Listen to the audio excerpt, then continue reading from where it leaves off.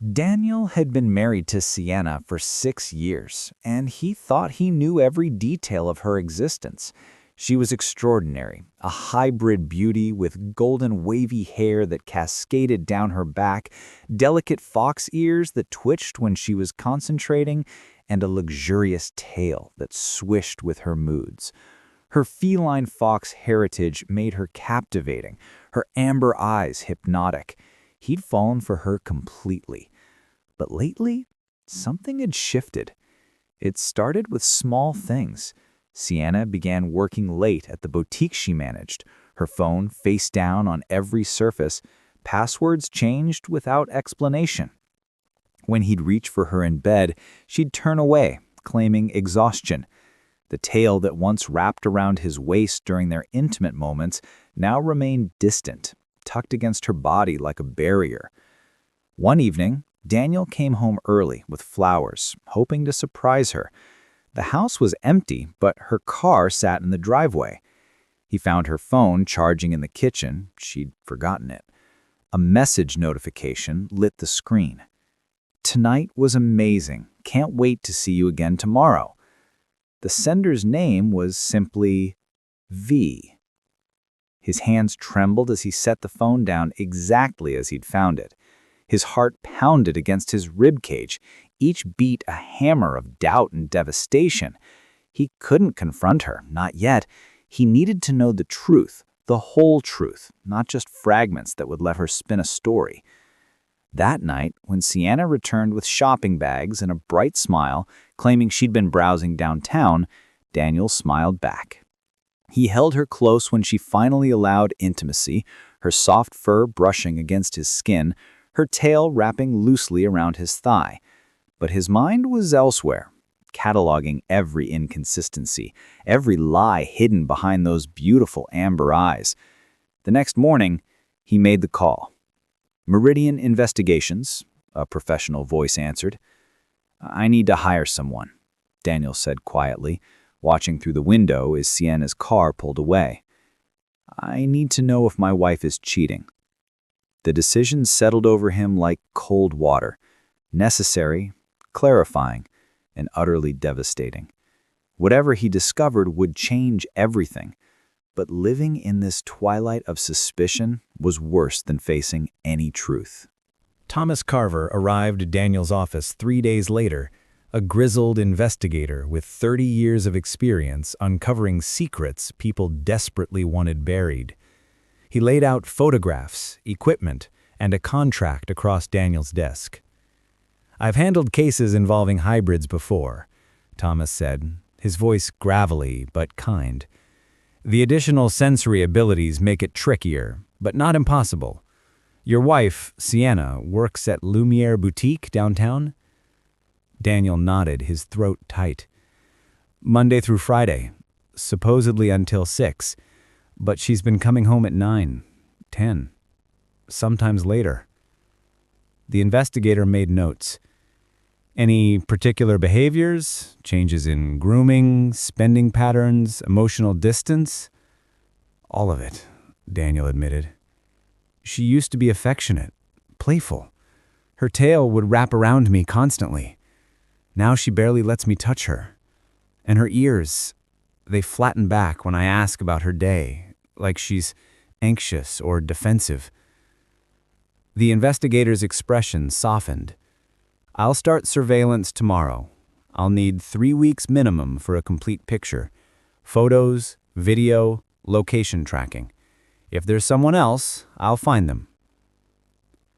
The next weeks were torture.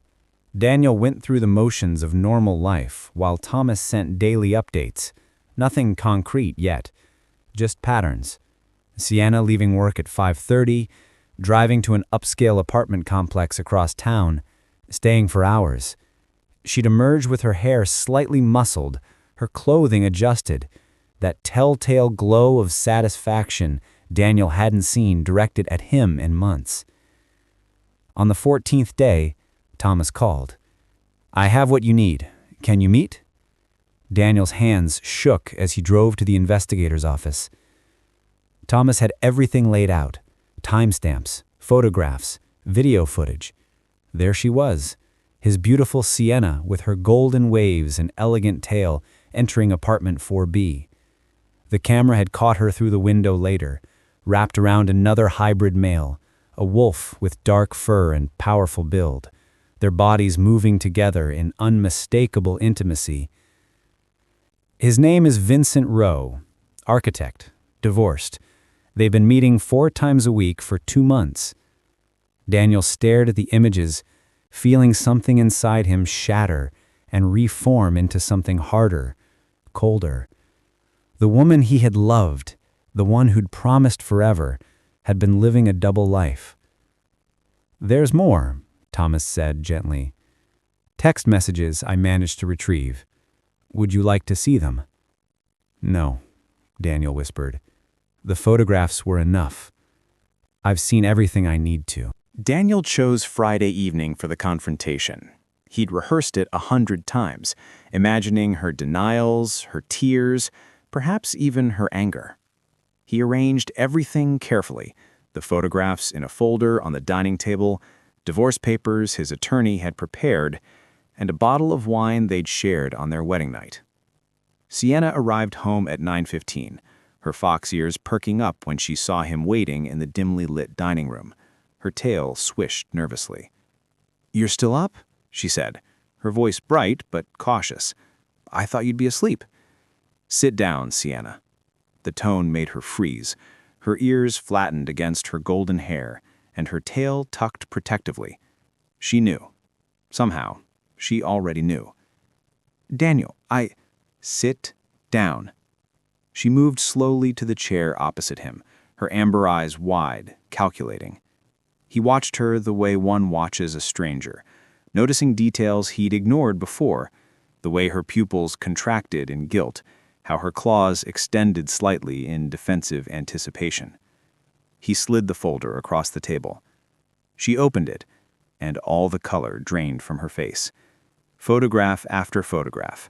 Her entering Vincent's building, kissing him in the doorway, their silhouettes entwined through the window.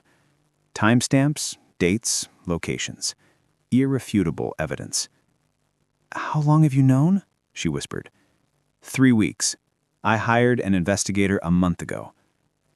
2 months with him, Sienna. 2 months of lies. Tears spilled down her cheeks, but he felt nothing. "It wasn't supposed to happen. He was just—" "Don't."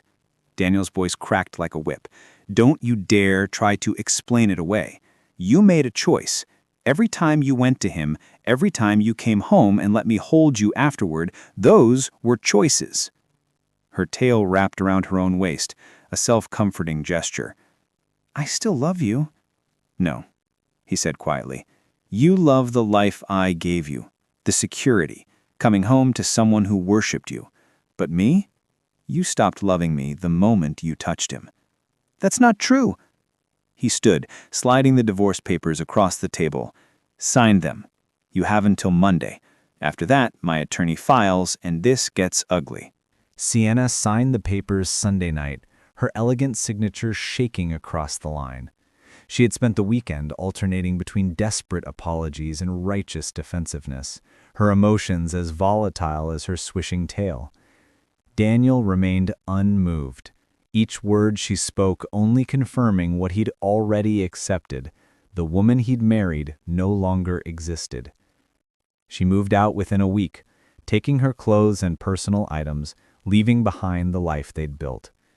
The house felt cavernous without her presence, without the soft padding of her hybrid feet, without her tail accidentally knocking over coffee cups. Daniel threw himself into work, into renovating the house, into anything that kept his mind occupied. Friends offered sympathy, but their pity felt suffocating. His family encouraged him to date again, but the thought made him nauseous. Months passed. The divorce finalized quietly, the settlement generous enough that Sienna didn't contest anything. She'd moved in with Vincent. Thomas had mentioned it in his final report, tying up loose ends. Daniel wondered sometimes if she was happy, if the passion she'd found with the wolf hybrid was everything she'd wanted. Then one evening, his doorbell rang. Sienna stood on his porch, her golden waves pulled back, her fox ears drooping with misery. Her tail hung limp behind her, and her amber eyes were red-rimmed. "He left me," she said, her voice breaking. "Vincent, he said I was too complicated, too needy. Daniel, I made such a terrible mistake." "Stop," he said, his hand firm on the door. "Whatever you're about to ask, the answer is no. Please, just listen." "I did listen. For 6 years, I listened to every word you said. I believed you, trusted you, loved you completely, and you threw it away." He felt surprisingly calm, the anger that had consumed him now refined into clarity. "You don't get to come back because your affair didn't work out." "I still love you," she whispered desperately. "Then you'll have to live with that, because I don't love you anymore." He closed the door on her tears, on her pleading, on the ghost of who they'd been. Behind the wood, he heard her sob once before her footsteps retreated. Daniel returned to the living room, poured himself whiskey, and felt the first genuine peace he had experienced in months. A year after the divorce, Daniel barely recognized his own life. The house had been renovated, sold, and replaced with a downtown loft that felt wholly his. He'd been promoted at work, traveled to places he and Sienna had never gone, rediscovered hobbies he'd abandoned during the marriage. And then he met Natasha. She was human. No hybrid traits, no supernatural beauty, just genuine warmth and quick laughter. They'd met at a gallery opening, bonding over their shared appreciation for abstract art and terrible wine. She knew about his divorce, about Sienna's infidelity, but she didn't treat him like damaged goods. "You're allowed to trust again," Natasha told him one evening as they walked along the river. "Not everyone is going to hurt you." "I know," Daniel said, and surprised himself by meaning it. Their relationship developed slowly, carefully. When they finally made love for the first time, it was tender and unhurried, built on genuine connection rather than desperate passion. There was no exotic tail wrapping around him, no fox ears twitching with pleasure. Just Natasha's soft skin against his, her breath warm against his neck, her whispered affections sincere and unguarded. "I love you," she said afterward, tracing patterns on his chest. The words should have terrified him. Instead, they felt like coming home. "I love you too," Daniel replied, and realized it was true. He occasionally saw updates about Sienna through mutual acquaintances. She'd moved to another city, was dating someone new, seemed to be doing well. He felt nothing beyond vague curiosity. That chapter had closed completely. One evening, Thomas Carver called unexpectedly. "Just checking in," the investigator said. "Making sure you're doing all right." "I am, honestly. Better than all right, actually." "Good.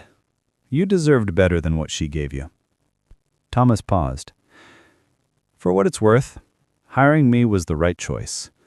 The truth is always better than living with doubt." After they hung up, Daniel looked over at Natasha, who was cooking dinner in his kitchen, humming off-key. She caught him staring and grinned, her entirely human, entirely wonderful smile lighting up the room. The investigation had uncovered painful truths, destroyed his marriage, and shattered his illusions.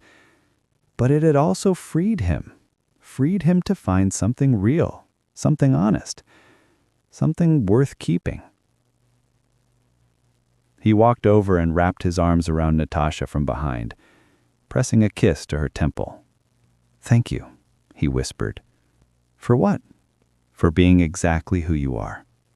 Always." And finally, Daniel believed in promises again.